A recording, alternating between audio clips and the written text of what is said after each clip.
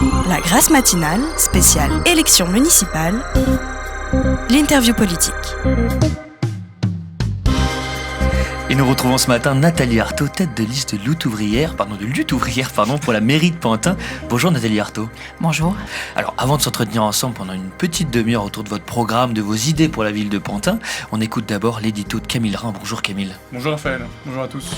Alors, La Grâce matinale, spéciale élection municipale, l'édito. vous réagissez ce matin au discours de Trump à Davos, on vous écoute. Oui Raphaël, et je vais commencer par une banalité, mais je pense que ces derniers temps, on a un peu tous la sensation d'être dépassés par l'actualité. Mais il n'empêche, il y a des alertes qui sonnent plus fort que d'autres. Par exemple, quand Philippe Corbet, directeur de l'information de France Inter, met en garde toute la profession contre ce qu'il appelle les armes de distraction massive de Donald Trump, vous êtes en droit de penser qu'il se passe quelque chose d'important.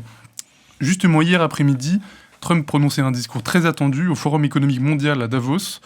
En l'écoutant, je me suis rappelé des mises en garde de Philippe Corbet en essayant de me concentrer sur le fond du discours du président américain. Et je n'ai pas été déçu. Une longue diatribe xénophobe qui n'a pas épargné la lutte contre la crise écologique, qu'il a qualifiée d'arnaque verte, mais je vous ai épargné les citations que je voulais mettre dans mon édito. Face à lui, des observateurs qui se désolent, impuissants, réduits à ressasser sans fin les mêmes éléments de langage, fin de l'histoire, dividende de la paix, multilatéralisme, autant de fondements de l'ordre mondial né après 1945 que Donald Trump a déjà ébranlé. Les menaces contre le Groenland, le chantage aux droits de douane ou encore la volonté d'imposer des organisations parallèles aux instances de l'ONU, la liste s'allonge chaque jour un peu plus d'événements qui pourraient être considérés, qui sait, par les historiens qui se pencheront sur notre époque, comme l'équivalent de la chute de l'URSS par exemple, mais cette fois-ci subi par les défenseurs du libéralisme et de la mondialisation libre-échangiste. Aussi, ces mêmes observateurs semblent manquer de mots pour décrire par exemple le déploiement par Trump d'une milice incontrôlée, envoyée chasser de l'étranger dans les rues des États-Unis littéralement. Là aussi, les poncifs habituels reviennent, du populisme à l'extrémisme en passant par la folie supposée du président américain. Ces poncifs sont insuffisants, pas à la hauteur de notre époque. Donald Trump est un fasciste qui s'accommode très bien de la présence de néo-nazis parmi ses soutiens. L'alerte lancée par Philippe Corbet doit résonner comme un dernier avertissement. À se laisser distraire par les montages de Trump sur les réseaux sociaux ou par son éloquence d'adolescent, on passe largement à côté du plus important.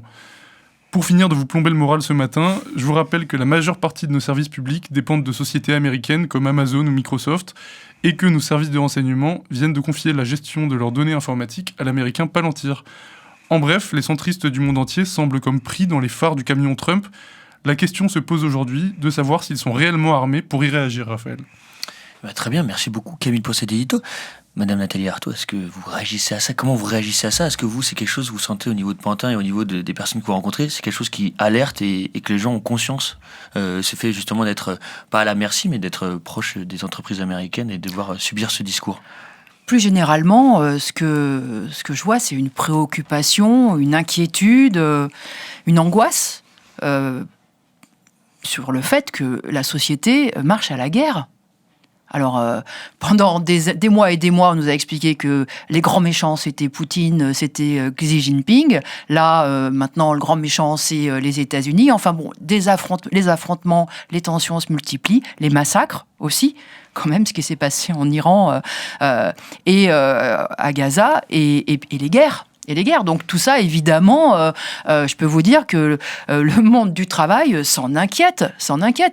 Et à l'inverse de ce qu'on entend dans les grands médias, je crois que les gens réalisent que tout ça, c'est une question de mainmise sur les richesses qui peuvent exister dans le monde, qu'en réalité, derrière ces grands débats qui souvent brandissent des grandes valeurs, le respect du droit international, la sécurité, le multilatéralisme, etc., il y a quand même tout simplement la question de savoir qui contrôlera les richesses du Groenland, les terres rares du Groenland, qui mettra la main sur le pétrole du Venezuela, qui pourra aller exploiter les terres fertiles d'Ukraine.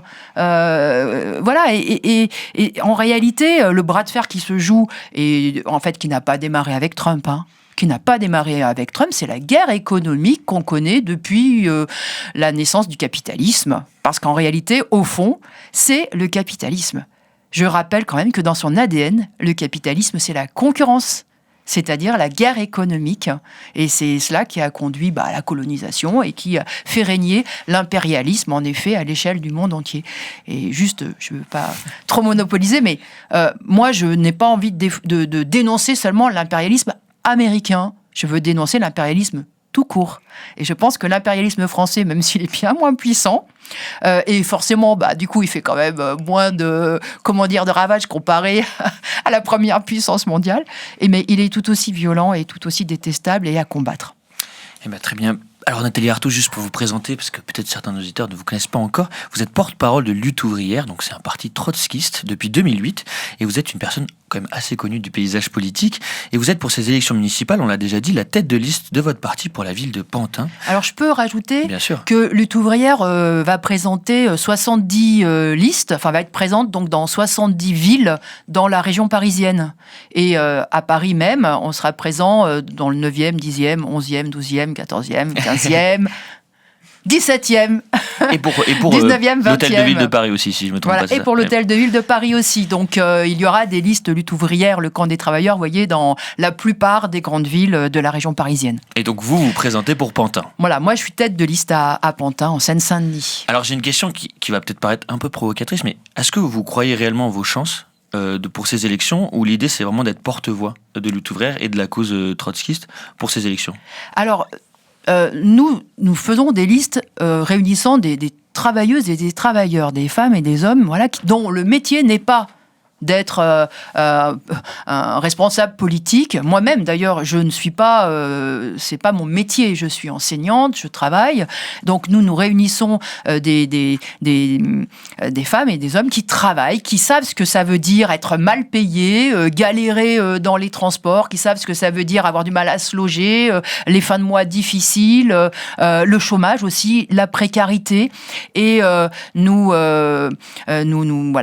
pensons que c'est important justement de montrer à l'occasion de ces élections-là que les travailleurs ils peuvent s'exprimer, qu'ils ont des idées sur comment la société elle devrait être dirigée, les priorités qu'il devrait y avoir. Donc tous ceux qui habituellement finalement sont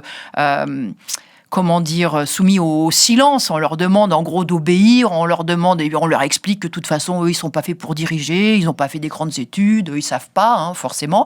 Et bien là, nous disons, nous, on prend la parole, voilà, et on dit ce qu'on a envie de dire aujourd'hui sur non seulement ce qui se passe dans la ville, mais sur la société tout entière, en fait.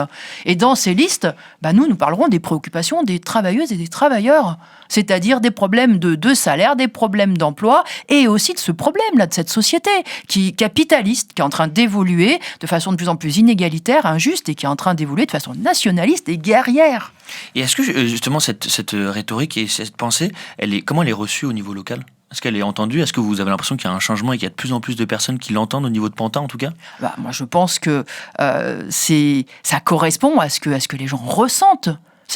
Parce que je sais bien que dans cette campagne municipale, la plupart des candidats vont faire leur campagne sur justement où doit passer la piste cyclable, comment on va aménager tel ou tel parc, ou quelle école il faut rénover avant l'autre. Mais je peux vous dire que les problèmes essentiels, vitaux de l'écrasante majorité des habitants, ça reste le pouvoir d'achat. Ça reste les prix qui flambent, les bas salaires, ça reste comment mon fils, ma fille peuvent trouver un boulot. Ils ont fini leurs études, ça fait 2-3 ans qu'ils cherchent dans leur domaine, ils ne trouvent pas. Mais enfin, on n'arrive même plus à faire venir notre tante, notre cousine qui habite en Algérie, parce que c'est impossible d'avoir un visa, c'est impossible de circuler. Y compris aujourd'hui, il y a des dizaines de milliers de femmes et d'hommes qui sont parfaitement en règle, qui étaient parfaitement en règle de leurs papiers, qui n'arrivent plus à les faire refaire parce qu'il n'y a plus de rendez-vous à la préfecture. Donc tous ces problèmes-là, qui sont des problèmes qui minent des millions de gens, ce sont ces problèmes-là qu'il faut aussi mettre en avant dans ces élections, et que nous mettons en avant, et ça correspond, encore une fois, aux préoccupations des gens, oui. Et l'objectif pour répondre aux préoccupations des gens, est-ce que c'est quand même de passer par le conseil municipal, d'avoir des places pour pouvoir mettre en avant des mesures et en fait pouvoir voter aussi des mesures en accord avec ça, ou pas forcément? Ah, mais nous voulons avoir des élus, bien sûr. Nous espérons, nous allons faire campagne, nous allons inviter à voter pour ces listes, parce qu'en effet, des élus appartenant au monde du travail et de lutte ouvrière, ça serait forcément une aide à ce que les habitants, à commencer par le monde du travail, les milieux les plus populaires, les classes populaires, eh bien, elles aient un point d'appui, qu'elles aient justement des femmes et des hommes dans la municipalité qui puissent les aider à mener tous les combats qu'ils ont à mener. Dans une ville, vous savez, vous avez des commerces, vous avez des entreprises, vous avez des travailleurs qui sont confrontés des fois à des salaires qui ne sont pas payés, à qui font grève. Eh ben, il faut qu'ils trouvent un point d'appui dans la municipalité. Vous êtes confrontés à des expulsions. De plus en plus de femmes et d'hommes se retrouvent expulsés. Mais y compris quand on a un travail, vous vous rendez compte? Eh bien, il faut qu'ils sachent qu'à la municipalité, ils trouveront effectivement des relais, des femmes et des hommes qui les aideront à bagarrer, à résister à tout ça, qui seront de leur côté. Vous avez commencé à parler des priorités au sein de Pantin, mais quelles sont vraiment vos priorités pour Pantin? Mais pour Pantin, mais comme pour toutes les villes, ma priorité, c'est d'enrayer la catastrophe qui est en train de se dérouler pour le monde du travail et pour toute la société. C'est ça la priorité, parce que, vous voyez, on peut parler d'un tas de sujets. Mais si demain le pays bascule dans la guerre, parce que quand même c'est quand même ça qui nous pend au nez, c'est ça qui prépare le gouvernement, l'état-major. Là, il y a une pression, idéologique, il y a une mise en condition idéologique tous les jours pour nous convaincre qu'il va falloir être prêt au sacrifice pour faire la guerre. Donc, voilà, pour moi, finalement, on ne peut pas déconnecter, si vous voulez, ce qu'on a à dire dans ces élections municipales de cette marche globale de la société. Cela n'a pas de sens. Vous ressentez cette pression des habitants de Pantin, justement, sur cette guerre qui risque d'arriver? Eux, comment ils peuvent agir, justement? Mais nous, notre raison d'être, c'est précisément de dire au monde du travail qu'ils sont une force. Ils représentent une force qui est capable, justement, d'enrayer cette évolution-là et qui est capable de faire prendre un autre chemin à la société. Il faut qu'on arrête ces dirigeants, ces responsables capitalistes et ces politiciens qui ne jurent que par les intérêts de ces milliardaires et de ces affairistes. Il faut qu'on les arrête, qu'on les empêche de nuire et qu'on fasse passer les intérêts des travailleurs et des peuples et de l'environnement par-dessus leurs droits de propriété, par-dessus leurs lois, leur course au profit, par-dessus leur concurrence et leur guerre économique. Vous avez pu évoquer il y a peu de jours sur France Info l'idée d'une révolution qui peut arriver, nous, en France. Mais quelle place vous voulez avoir dans cette révolution ? Quelle place les maires, si ils sont élus, peuvent avoir dans cette place-là? Mais moi, d'abord, ma place, ce sera ma place en tant que travailleuse et en tant que travailleur. Et puis, évidemment, en tant qu'élu, si on est élu, bien sûr, on sera un point d'appui, justement. Un point d'appui pour tous ceux qui n'acceptent pas la situation, qui n'acceptent pas de voir des gens dormir dans la rue. Parce que vous voyez, à toutes les campagnes municipales, les uns ou les autres font des belles promesses sur le logement. Je me souviens, Macron avait dit zéro SDF.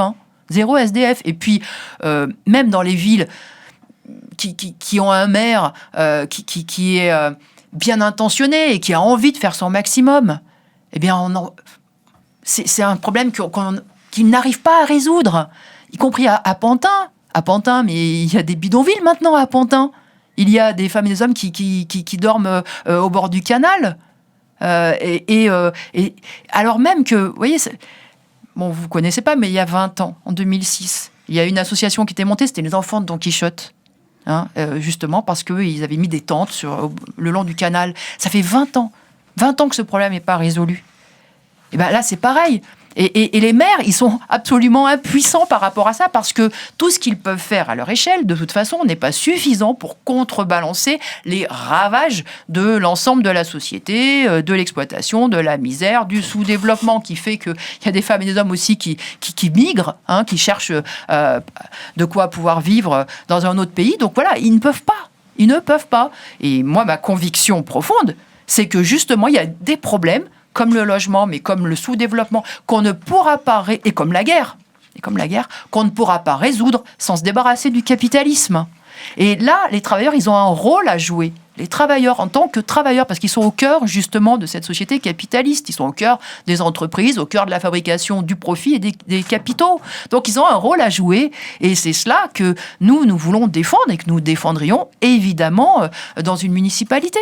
Dans une municipalité, on ferait tout pour que les travailleurs prennent conscience qu'ils peuvent agir, qu'ils ont un rapport de force, qu'ils peuvent actionner. Il est collectif. Ça nécessite de la conscience et ça nécessite de la confiance en nous-mêmes. Donc un élu, lutte ouvrière, agirait dans ce sens-là. J'ai une question, et c'est peut-être souvent ce qu'on vous pose, mais est-ce qu'il n'y a pas aussi ce besoin d'un programme quand même pour les électeurs? De dire en fait, mais qu'est-ce que vous voulez concrètement? Parce que là, votre programme, il est global, il est sur le fait justement de la révolution. Est-ce qu'il n'y a pas une demande de points précis, de dire, typiquement vous prenez, mais sur les logements, sur les pistes cyclables, ces choses comme ça. Comment vous répondez à cette attente-là, parfois des électeurs qui veulent du très concret et parfois du très court terme? Mais je leur dis, faites attention. Faites attention à toutes ces promesses, faites attention à ceux qui rasent gratis, faites attention parce qu'en réalité, tout ça, c'est une question, on peut dire, l'éducation, c'est prioritaire, le logement, c'est prioritaire, le transport, tout est prioritaire, ok, et puis la paix aussi, c'est prioritaire. Mais on fait comment dans cette société qui recule? C'est-à-dire que nous disons aux gens, il ne faut pas se voiler la face. Il ne faut pas se voiler la face. Et que la meilleure façon de réaliser ces aspirations, que chacun ait un toit, que chacun ait de quoi se nourrir, que chacun ait du temps libre pour, y compris se cultiver, pour que chacun puisse décider de sa vie, ça passe par un combat général qu'il ne faut sûrement pas zapper. Et il ne faut pas démissionner là-dessus. Il ne faut pas baisser les bras.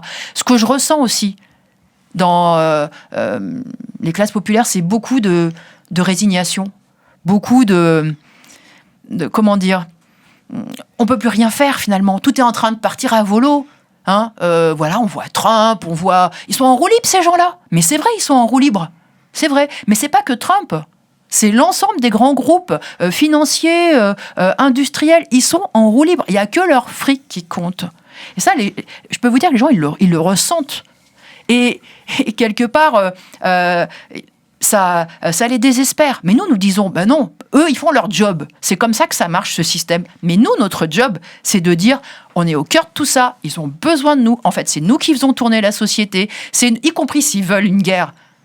Ça dépendra de nous, parce que qui devra aller la faire? Qui construit les armes? Qui les transporte? Qui fait circuler les trains? C'est les travailleurs. Ça dépend de nous. En réalité, on a un pouvoir potentiel entre les mains énorme.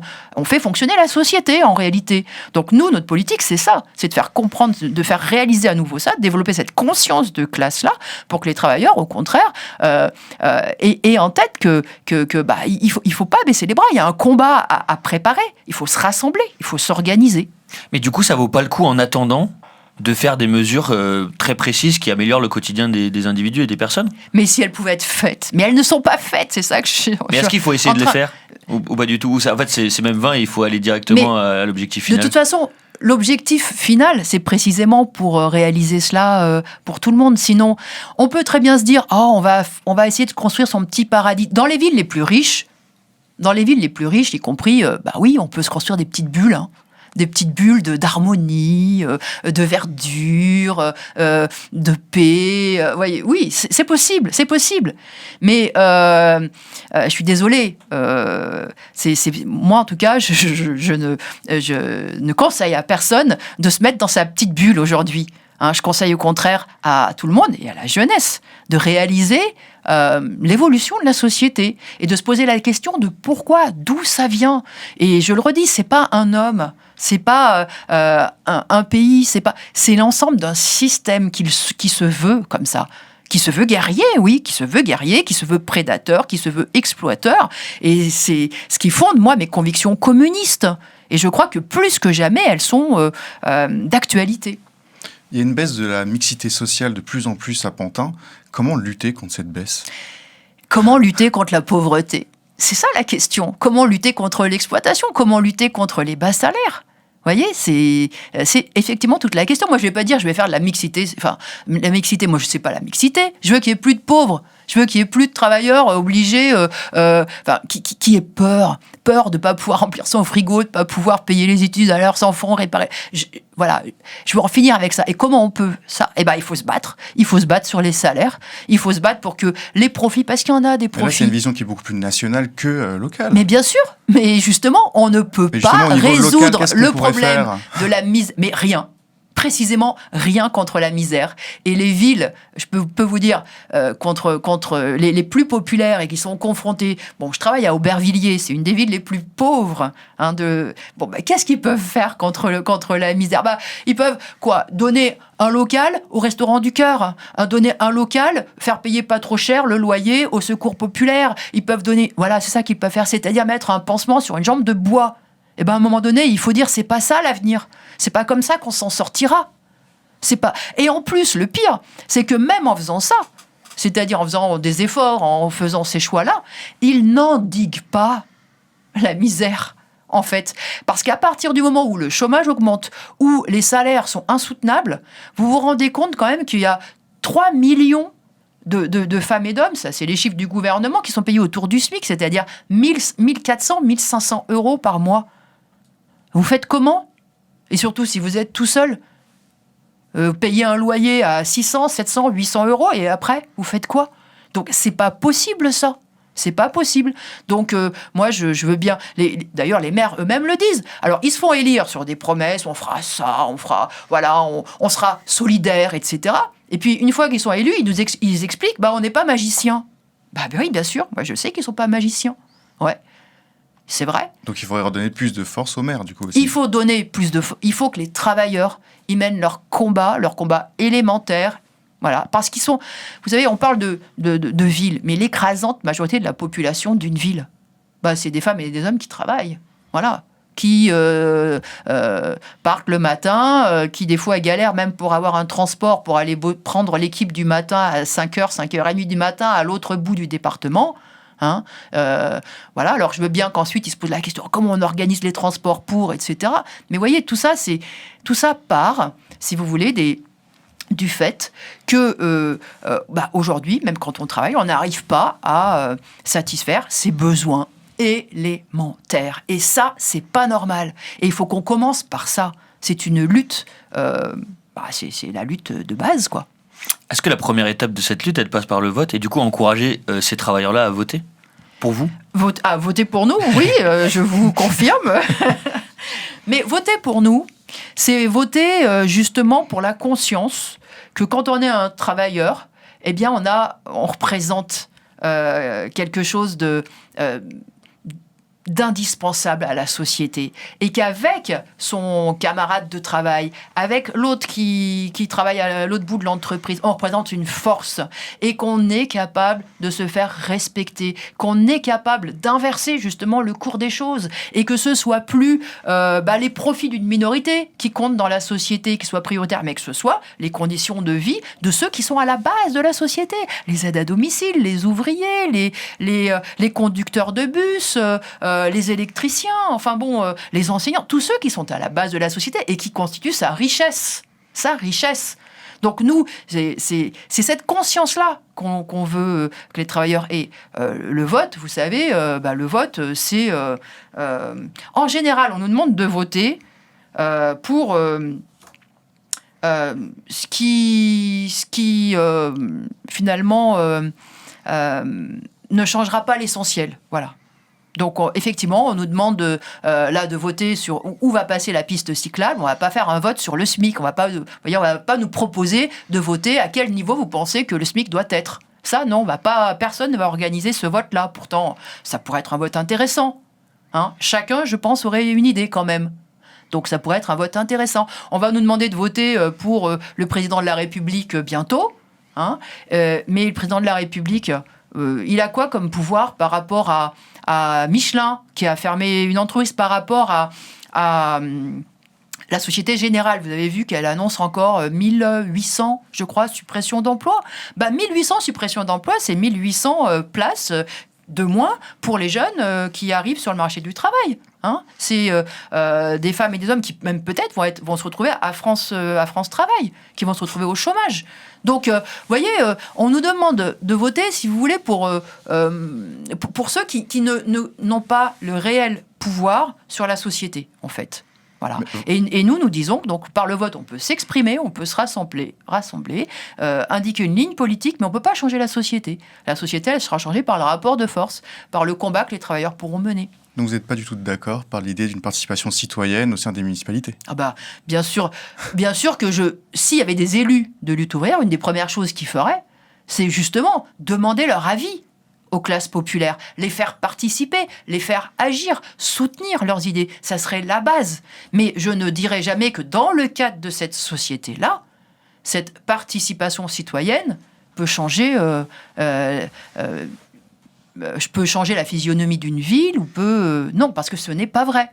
Voilà, tout simplement. Parce qu'encore une fois, la participation citoyenne, oui, ok, pour fixer le SMIC, pour dire on va répartir le travail entre tous. Hein. C'est bien beau, vous voyez, c'est bien beau il y a des villes, heureusement d'ailleurs, il faut rénover les écoles. Il faut en construire de nouvelles, ok. Mais vous vous rendez compte que on ne trouve plus d'enseignants pour en mettre dedans. Alors, c'est bien beau, on a fait les murs, ok, mais il n'y a plus d'enseignants. Hein, et c'est pas ce budget-là qui augmente. Moi, j'ai été frappée, j'ai entendu le responsable de France Travail être interviewé il y a quelques jours. Il explique qu'ils vont dédier une section aux industries de l'armement. Donc, leur préoccupation à France Travail, c'est pas de former des animateurs, c'est pas de former des assistantes sociales, c'est pas de former... Non, c'est de diriger ceux qui sont au chômage vers la fabrication de missiles, de drones et de chars d'assaut ou de Rafale. J'ai une question aussi par rapport à Pantin. Qu'est-ce que vous dressez comme bilan de Pantin? Qu'est-ce que aujourd'hui vous pensez à la fois de la municipalité, donc de monsieur le maire Bertrand Kern? Qu'est-ce que vous avez comme constat là-dessus? Qu'est-ce que vous dressez comme bilan en fait de ces années et de Pantin aujourd'hui? Et moi, je circule à Pantin. Il y a une personne qui fait la manche. En 2 minutes, je vois 5 ou 6 tentes avec des gens qui dorment dehors. Voilà, alors je vois aussi des restaurants, je vois aussi des cafés, je vois aussi tout ça. Mais ça me serre le cœur. Enfin, je ne peux pas accepter cette situation-là. Mais je n'en impute pas la responsabilité à Bertrand Kern. Ça le dépasse quelque part, cette situation-là. Encore que lui, il est quand même affilié au Parti socialiste qui a eu des responsabilités nationales et qui a quand même fait clairement le choix de se coucher face à certains intérêts, face aux intérêts financiers. Très clairement, face aux intérêts du grand patronat. Mais en tant que maire, je n'ai pas à lui imputer la responsabilité d'une société qui est en train d'être de plus en plus inégalitaire et donc révoltante. Voilà, donc c'est ça le problème. Je me trompe en disant qu'en fait, vous n'avez pas vraiment d'ennemis en termes de partis politiques, parce qu'en fait, c'est tellement plus global et ça les dépasse tellement qu'en fait, c'est un peu... de toute façon, le système, et c'est ça le vrai ennemi, c'est le système et pas vraiment les partis. Vous n'avez pas tort. Je pense que le problème... c'est le système capitaliste, c'est une classe capitaliste qui a intérêt à ce que ce système perdure et domine, s'impose à tous, ici, au peuple opprimé. Ça passe en effet par toutes les guerres que l'on voit. Mais en même temps, on a quand même des partis politiques qui sont les défenseurs de ce système, qui nous expliquent du matin au soir que de toute façon, c'est le seul possible, que de toute façon, la propriété privée, c'est la base, que, y compris cela correspond quasiment à la nature humaine. On nous explique ça, sur quoi je suis absolument pas d'accord. Voilà. Donc, c'est quand même aussi des partis politiques qui ont leur rôle dans ce système. Donc, si vous voulez, pour moi, je les tiens quand même responsables aussi. Et vous allez jusqu'à où en termes de responsabilité, notamment à gauche ? Est-ce que vous concernez par exemple la France Insoumise ou d'autres partis aussi de gauche et d'extrême gauche, ou en fait jusqu'où ça s'arrête ? Parce qu'on sait, si je me trompe pas, que vous encouragez pas les alliances avec les autres partis. Aussi parce que j'imagine qu'ils ne sont pas anticapitalistes et donc pas forcément dans votre vision. Oui, c'est ça. Et comment on se place par rapport à ça ? Parce que j'imagine que parfois, pour faire avancer du quotidien, ça peut servir aussi de s'allier, on va dire. Non, mais pour faire avancer du quotidien dans les luttes, on s'allie avec tous ceux qui ont envie de se battre. Dans une entreprise, on demande à personne... qui votent pour faire un débrayage ou une grève sur les salaires ou pour protester contre l'arbitraire d'un chef ou une sanction qui est tombée sur voilà, tous ceux qui ont envie de se battre. Et c'est ça la force. Maintenant, au niveau politique, c'est clair. Nous disons que tant que régnera ce système capitaliste, on ne se débarrassera pas de l'exploitation, on ne se débarrassera pas des inégalités, de la misère, de la crise, de la destruction de l'environnement et des guerres qui vont absolument de pair. Voilà. Les guerres, ce ne sont pas une invention du capitalisme, il y en avait avant, ok, mais le capitalisme leur a donné une dimension industrielle et mondiale. Voilà. Et elles vont de pair avec ce système. Donc nous disons, et c'est ce qui nous différencie, et c'est ce qui nous, nous singularise, c'est que nous, il ne faut pas chercher à gérer ce système, il faut urgemment penser à le renverser et en fonder un autre. Moi, je suis révoltée parce que je vois, mais aussi je suis révoltée parce que je pense que c'est un gâchis incroyable, parce que les moyens de vivre autrement, de vivre dignement pour toute l'humanité sont là, à portée de main. Nous les avons, les progrès techniques, le génie humain, mais il continue d'avancer et il continue de faire des prouesses. Et pourquoi on s'en sert pas. On s'en sert pas pour résoudre les problèmes vitaux de l'humanité et pour la rationalité qu'on a dans le monde productif, si vous voulez, on l'a pas pour gérer la société. Mais aujourd'hui... Donc, c'est ça le communisme. Le communisme, c'est organiser les choses de façon rationnelle. Mais il ne doit pas se réinventer, le communisme, parce qu'aujourd'hui, ça est en train de changer un peu, mais il y a une grosse classe moyenne. Il y a peut-être moins de travail, entre grosses guillemets, qu'il peut y avoir au début du 20e, un peu l'image qu'on a. Et il y a aussi beaucoup, justement, de travailleurs qui ont plus de travail. Et du coup, ça épare, on va dire, c'est fragmenté. Comment on arrive, justement, à pas réinventer, mais en tout cas, rendre actuel le communisme, cette pensée trotskiste, alors qu'en fait, la réalité démographique et la réalité locale, elle est très différente. Non, en fait, elle n'est pas différente. On essaye de nous dire on est très différents, on est tous un individu mais on a quand même quelque chose de commun. Vous dites les classes moyennes, mais j'ai entendu c'est un producteur de jeux vidéo, Ubisoft a annoncé combien de licenciements dernièrement. Il prévoit des licenciements là, Ubisoft. Et vous les rangez où ? C'est pas des ouvriers. Sans doute dans la classe moyenne. La Société Générale, quand elle supprime, c'est pareil. Vous pouvez dire, il y a des cadres, il y a des... bien sûr. Et ça, c'est vrai dans beaucoup, beaucoup d'entreprises, en réalité. Ce sont des travailleuses et des travailleurs. Alors d'accord, ils ont échappé au bleu, ils ont échappé aux cadences sur une ligne de montage qui existe toujours. Qui existe toujours. Moi, j'ai beaucoup de camarades. Je peux vous dire qu'ils travaillent... c'est des marathoniens. C'est des marathoniens. Et puis attention, les pauses, elles sont chronométrées à la minute près, parce que c'est ça aussi le travail dans les usines aujourd'hui. Mais eux, ils ne travaillent pas dans les... Et alors, ils sont traités autrement.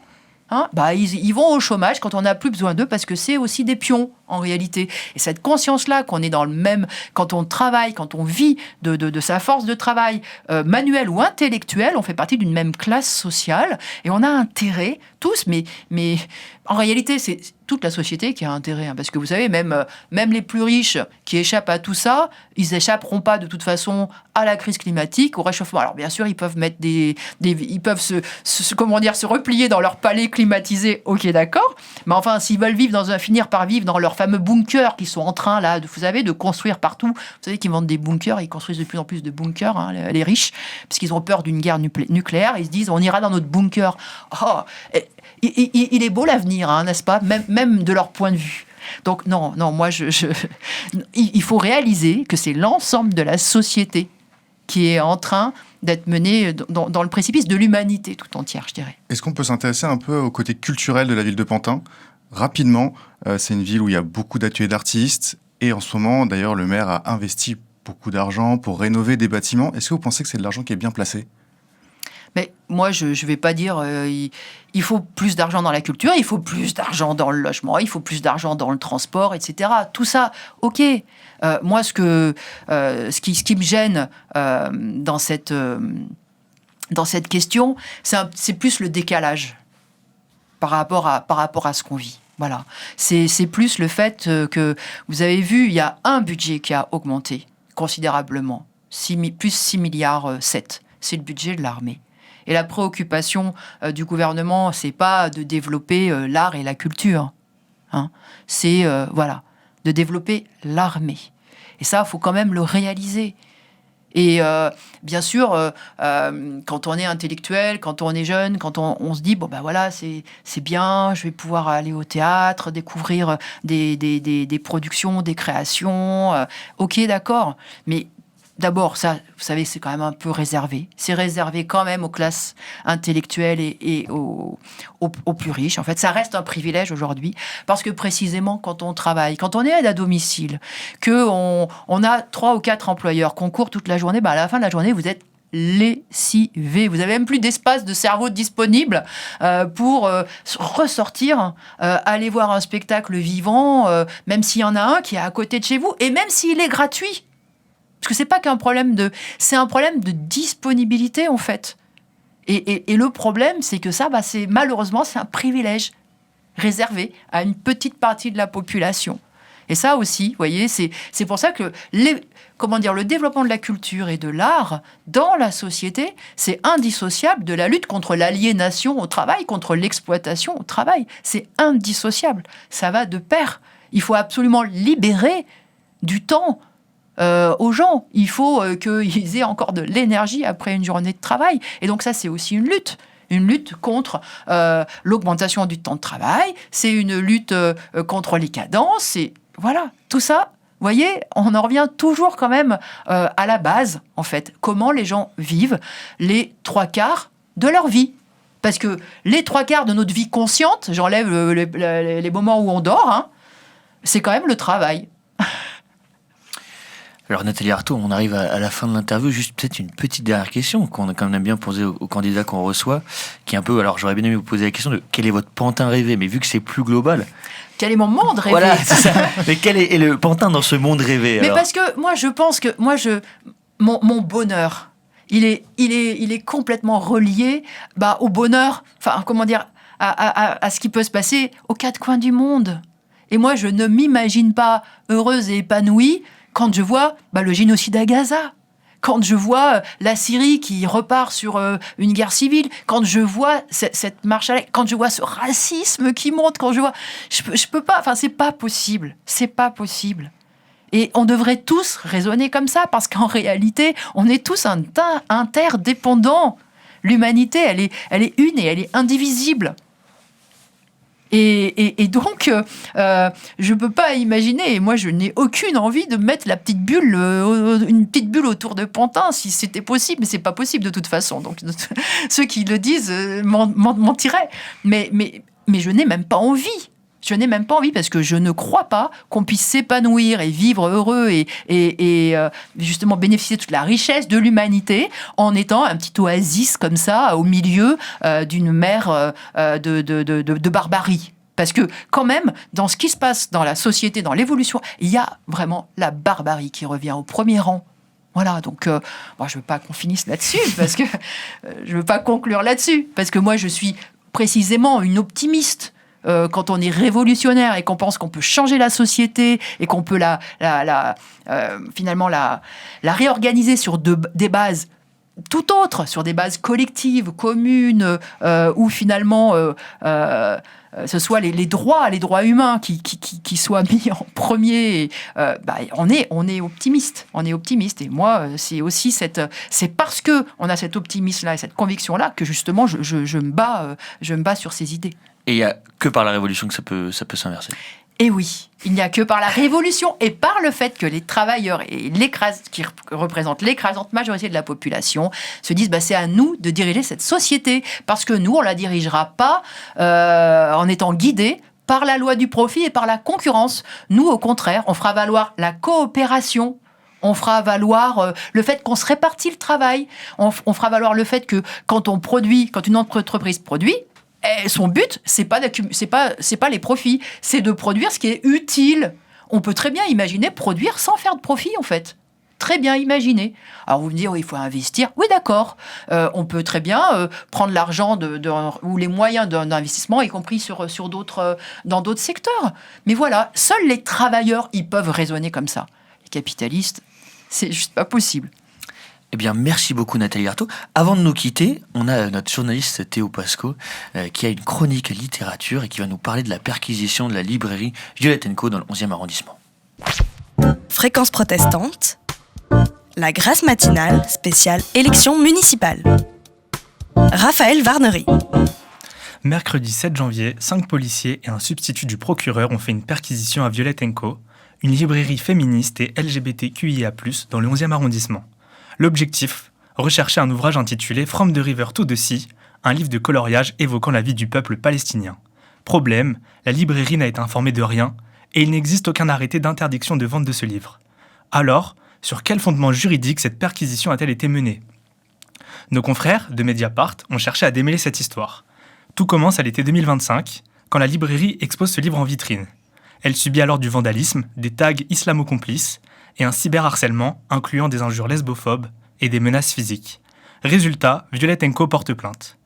C'est à la suite de cette médiatisation que le ministère de l'Intérieur saisit la commission de surveillance des publications pour la jeunesse. Cette instance est chargée de vérifier qu'une publication ne comporte aucun contenu présentant un danger.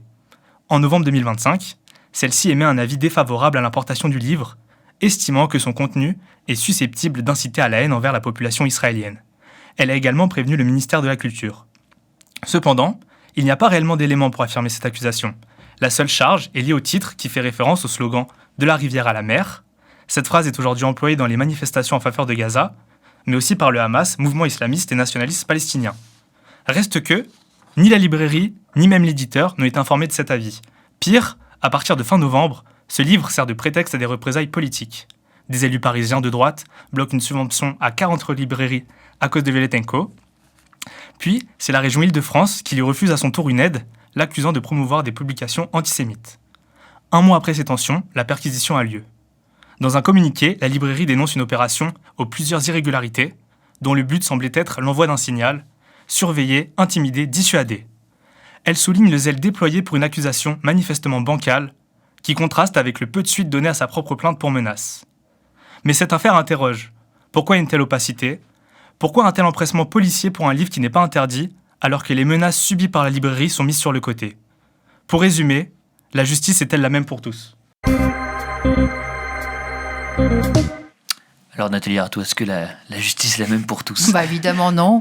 Et ce qui est très préoccupant en effet depuis le début de la guerre à Gaza, c'est qu'il y a en effet une criminalisation vis-à-vis de tous ceux qui dénoncent le massacre, qui dénoncent la politique de l'État d'Israël, de Netanyahou. Une criminalisation et voilà, ils sont accusés d'antisémitisme, alors même que je pense qu'on a le droit et le devoir même de dénoncer le sionisme.